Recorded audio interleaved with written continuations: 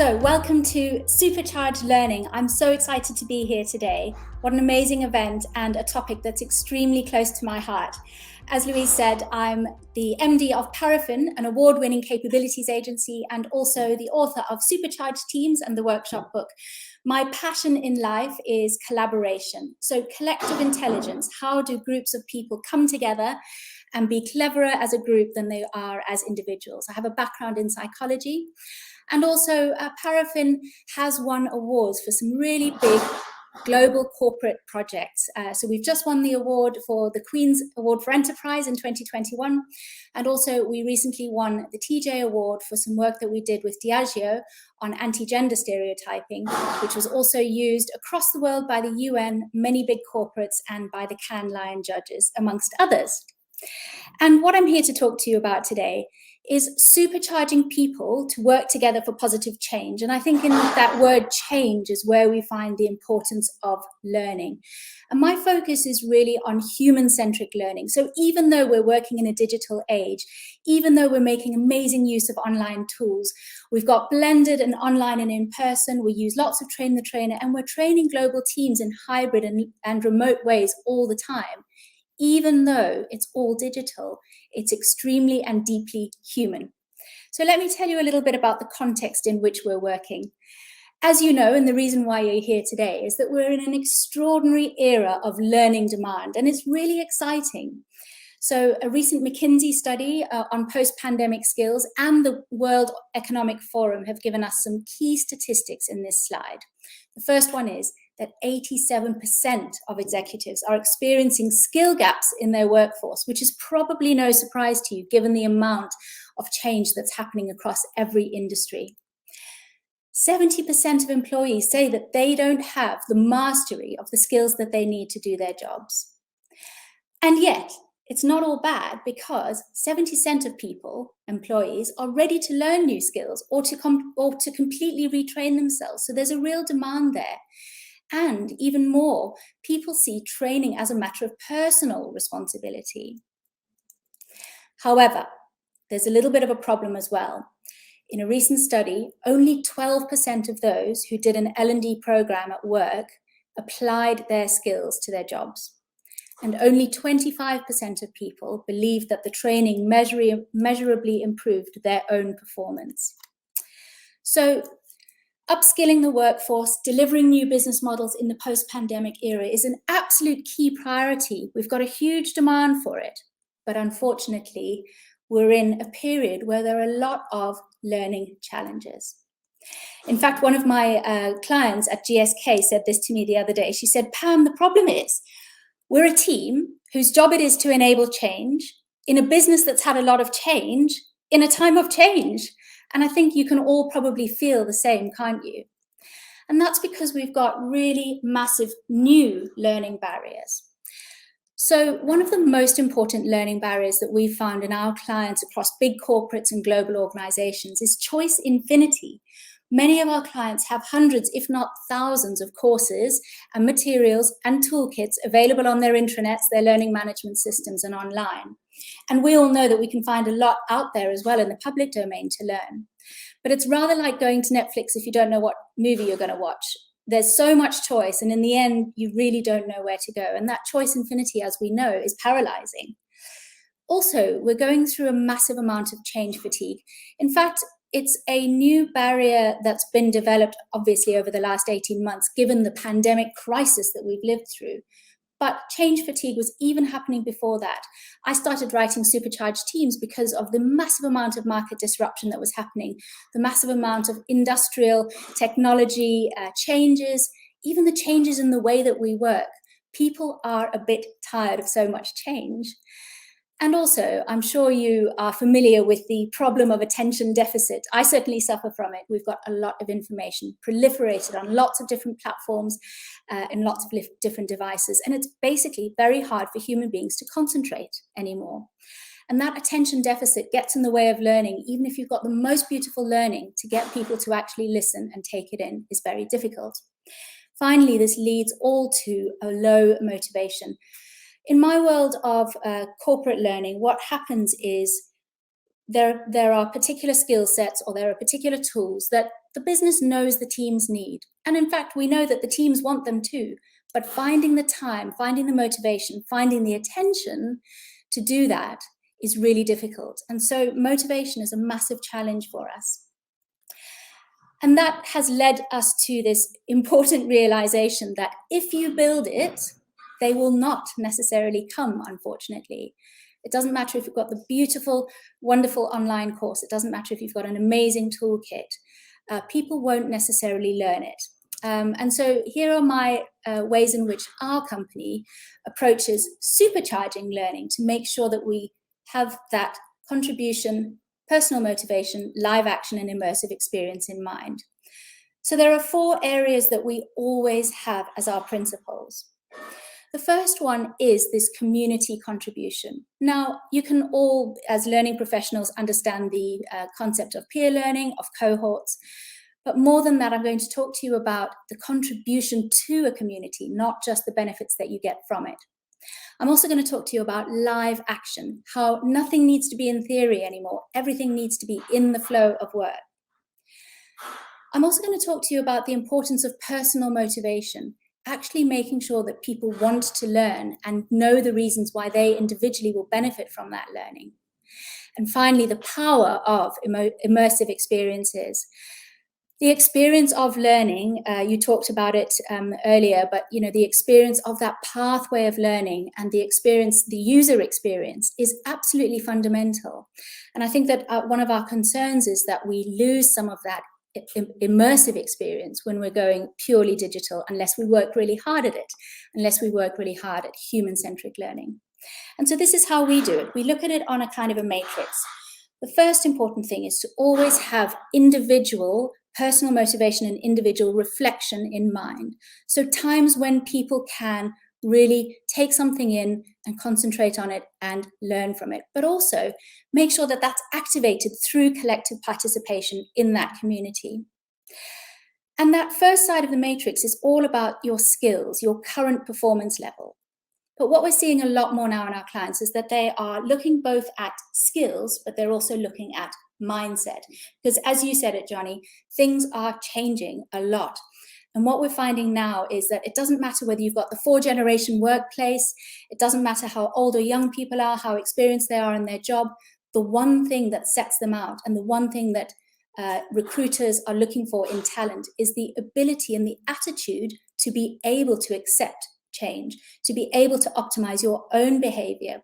So we know that through a whole lot of technology, we're able to actually measure our own performance in teams. We're able to, for example, with sports athletes, measure their performance. And we now know that elite athletes are being recruited for teams, not just based on how fantastically they play the game, but based on their mental ability to take on feedback and to improve their performance. So skills and mindset are both important. And what I'll do is go through each of these 4 with some examples from our projects. So the first one, let's talk about how to motivate people, how to deeply motivate people.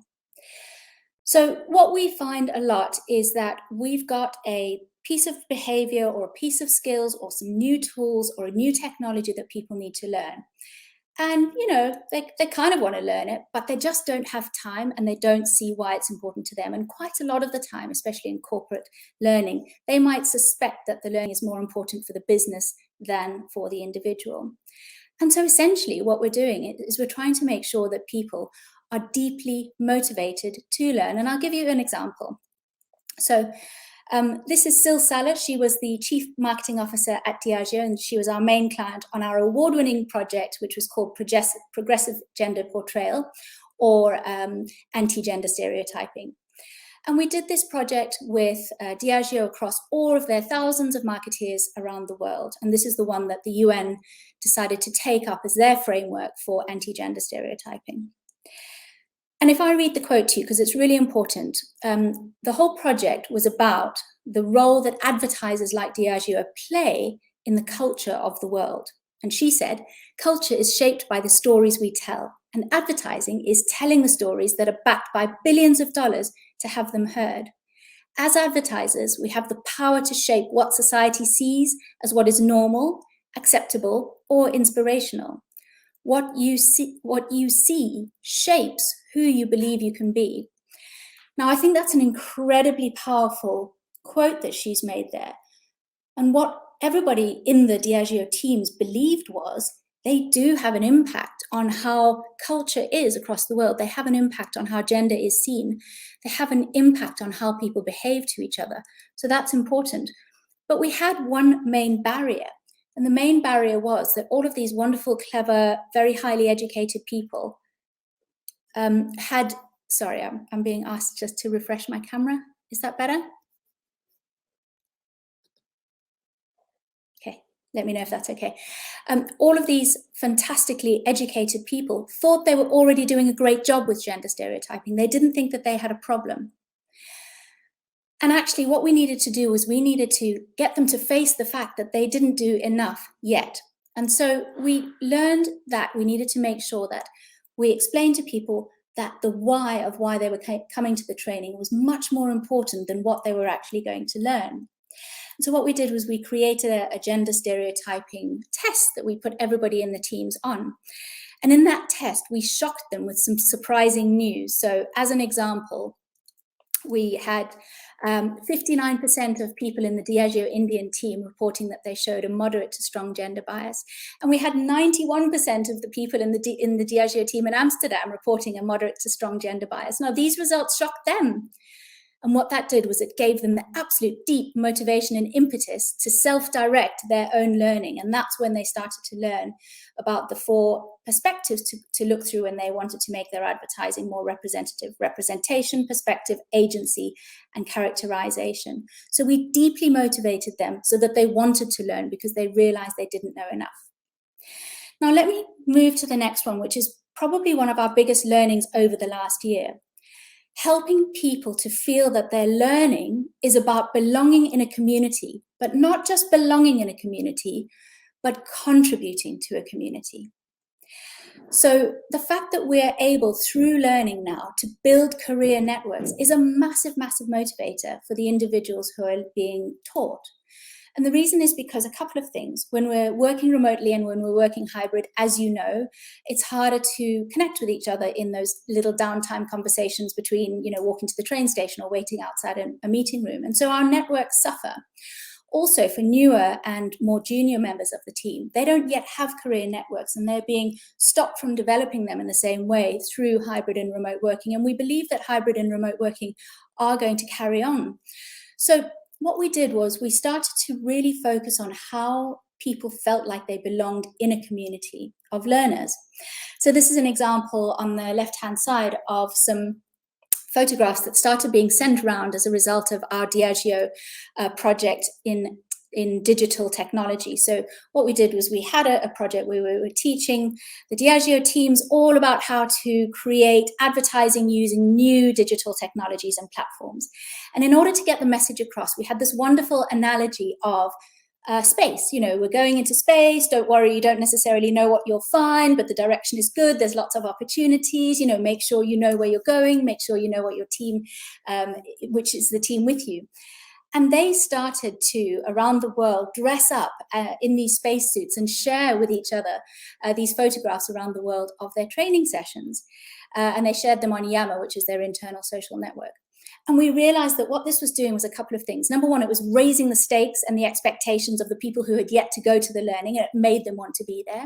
Number two, it meant that the people who were there were sharing and teaching each other something that they were all seeing on their internal social media. So it was famous and exciting. And of course, it raised the quality of the learning because it made it extremely memorable. And so increasingly what we now do is we treat human connection, or the creation of human connection, even by digital means, as the measure of success of our programs in learning. Because if people don't want to talk about your learning to somebody else in their team or to their boss or to their family, it's not necessarily good enough. We need people to be able to and want to share it as much as they can, whether that's internally or even externally on LinkedIn. And now increasingly we're finding that we're providing people with templates to be able to share things externally, because we know that that sharing helps them to develop their networks outside of the business, which is what people are interested in as well. The other thing that we found was that learners want to contribute. So this is not just about providing them with a cohort of peers where they can share information. What we've done is we've actually formalized it in a program that we're doing for GSK called Ignite. And this program takes high potential and high performer team members. And it formalizes the concept of give and get. So the company will give you all of this wonderful training. And what the company will get from that is a group of subject matter experts and people who are going to champion the new learning. So a two-way street and a place where people can contribute to other people. And that's been the real unlocker. And this graphic here shows that, up to the tune of 90%, you can increase the memorability of information if you have to teach it to others. And so that's what we've started to do. With helping people to be subject matter experts and champions of their specific topic, because we know that people ask a colleague when they want to learn something new. So the point about community is not just being in a group who are learning the same things. It's what I can bring to that group and what I can make sure that I'm contributing so that I feel useful. People want to feel useful. So let's go to immersive experiences. And in fact, this is probably where we started in our work, because a lot of the time what our clients bring to us is, a very important sales toolkit or perhaps a new way of approaching an advertising brief, or maybe something fundamentally important like anti-gender stereotyping. But the way they're getting their information across is frankly boring. And so what we've started to do, and with a slight background in TV, which I have, and a team of people who are very sort of creative, we've got a massive graphic design team, we've got a big editing film team, is we've started to make sure that we create spikes of emotion through the immersive experience that we're creating with learning, even if it's online. And this has been a very, very important thing. Not only does this grab attention, that attention that we struggle so hard to get, but it also makes things much more meaningful and memorable for the learners. So, we start with the main principle, basically, that nobody reads anything anymore. And it's such a shame. And if you're one of those people who writes beautiful documents or indeed books like I am, it's hard to take this on board. But really, people do struggle to concentrate and read at first. What they might do is dip in afterwards if they know what they're looking for. But what people do want to do is they want to learn more about themselves. And so we build on this. We give them an experience that takes them on a personal journey, perhaps about themselves, something where they learn something new and are surprised and entertained and amused. And this picture here depicts a project that we did for Unilever. And this was all about for their diversity and inclusion strategy, but it was all about a project called Get on the Front Line, which is essentially stop sitting in front of your computers, all of you, and get outside in the real world and learn about real people, because real people are real consumers. And in particular, what Unilever were worried about was the fact that they wanted to be much more inclusive in their producing of products for disabled or excluded people. And so what we did was sent people to a shopping trip, but we gave them various types of glasses which showed them how different sight visual impairments were experienced by people. So these glasses gave you different kinds of visual impairments, and we asked them to go on a shopping trip. And of course, what they found was it was an incredibly emotional experience, because they weren't able to see what they would normally see. They weren't able to find the products that they wanted to find. They couldn't read the small print, which showed the difference between, for example, shampoo and conditioner. They weren't able to read the instructions or find out more information. And so what we did was simulate an experience that allowed them to learn something about an uncomfortable zone for them. But it also meant that we were giving them a true spike of emotion, a memorable experience. And what that led to was a whole lot of understanding around what it's like to be excluded, what it's like to be disabled or to be visually impaired, which has an impact on how they create packaging, how they make much more powerful semiotics, or indeed aids that help people to find out information through a recorded message or something online rather than having to read it on a bottle. And so what we're always doing now is we're trying to create a journey of emotion. People do want to go on a journey. More and more, we've got much higher expectations now of the experiences all around us. And, one of the fundamental issues that we've learned about, and I have to say, we've learned these through making mistakes, so hopefully you don't have to, is, there's lots of information, there's lots of beautiful tools, there might be a whole lot of knowledge that you can get across to people. But what they remember is, as Maya Angelou said famously, I've learned that people will forget what you said, people will forget what you did, but people will never forget how you made them feel. And so more and more in the learning programs that we're designing them for a user experience of emotion, which entertains and provokes and inspires and amuses people, or makes them compete with each other, or makes them play games with each other, even if it's online or indeed in person. But that journey of emotion becomes very powerful. And significantly, what we've also found is, especially in online journeys, which are blended between, personal and then online consumption of information, what we found is that they are far more neurodiversely inclusive. And this has been a real surprise for us. We always did do a lot of online work and a whole lot of online training.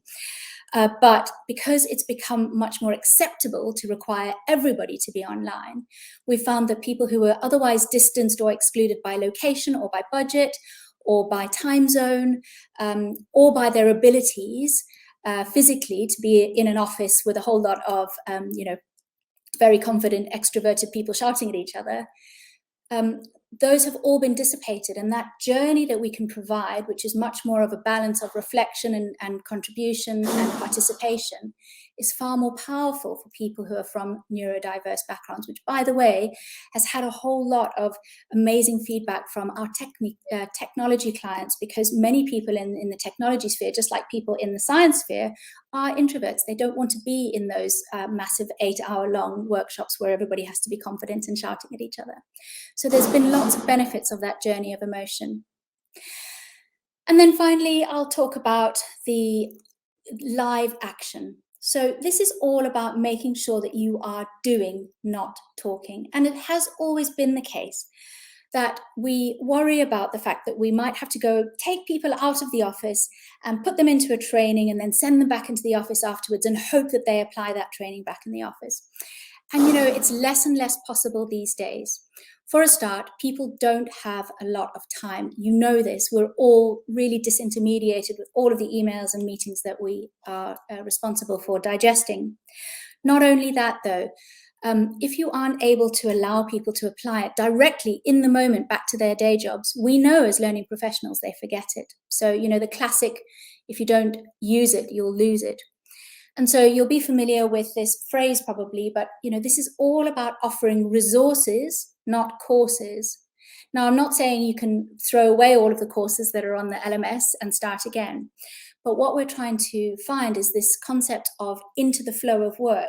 How do you bring learning directly into the workplace at every moment where you might need something new, at every moment where you might want to track down a way of doing things that's better, or that's requiring mastery that you don't yet have. And the way that we're doing that is by helping to curate the existing content into pathways that make it much more accessible. So if I take you back to the example of Netflix, and you go into Netflix and you don't know what you're going to watch, there's so much there, it will take you too long to even work out which one you want. And that's kind of what some of the LMSs are like at the moment in the corporate world. So providing those pathways where people can find something quite quickly, digest it in a couple of minutes, and then work out if that is the right direction for them to learn more, but crucially not taking them out of their day job.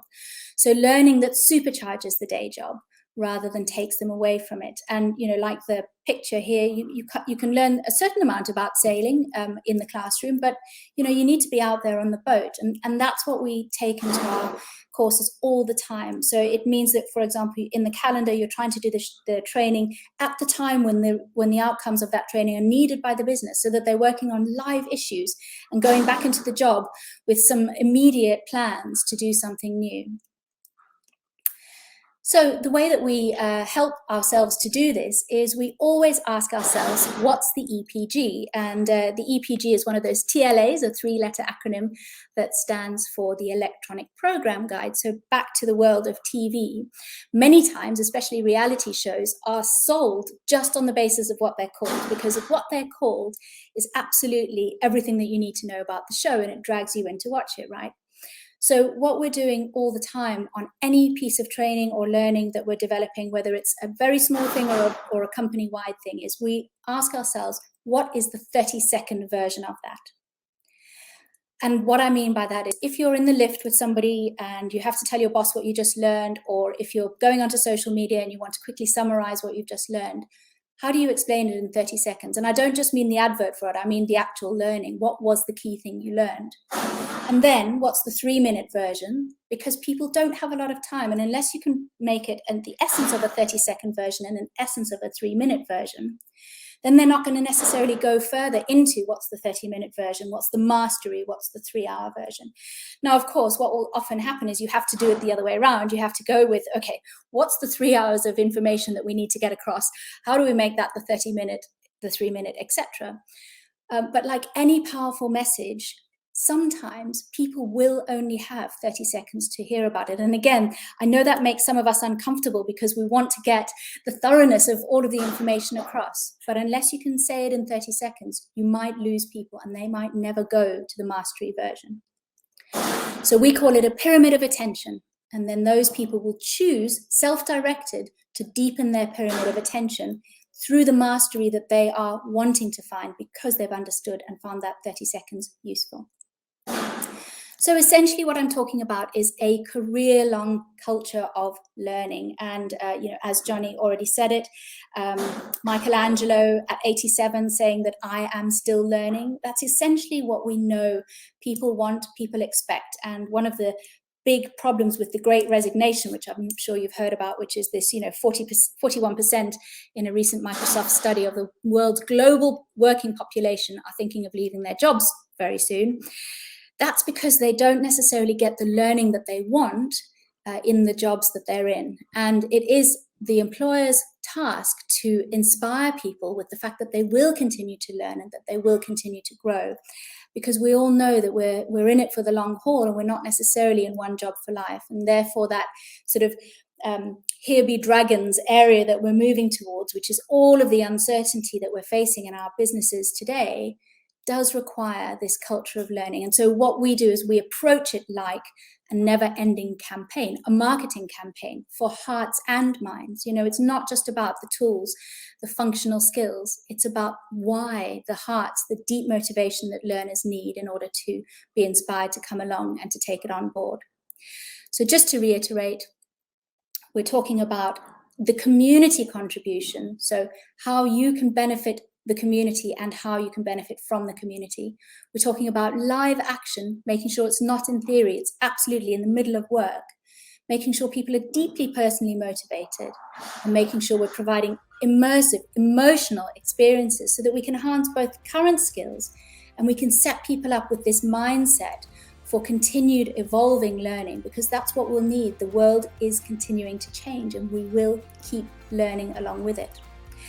So if I can summarize it in these 4 things, if you can make sure that your learners are able to answer these questions: why do I want to be here in this learning? Who will I help with this learning? How does it feel when I'm here? And then what do we do right now? Thank you.